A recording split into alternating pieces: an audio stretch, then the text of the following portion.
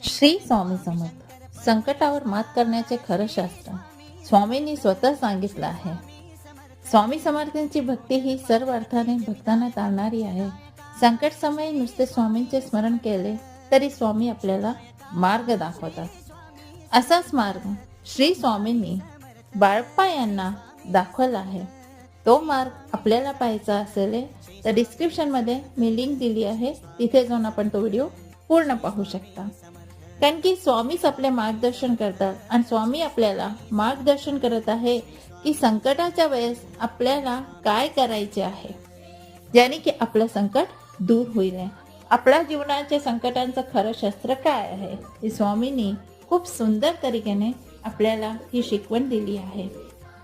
आणि हे पण सांगितलं आहे की कधी पण मनाला चलविचल नाही करायचे आहे, शांतपणे संकटावर दूर करायचे.